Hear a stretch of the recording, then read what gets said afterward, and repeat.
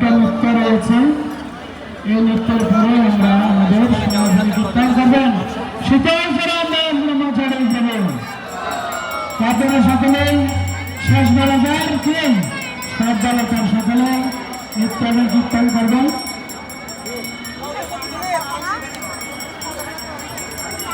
হরে কৃষ্ণ। সকল ভক্তদের চরণে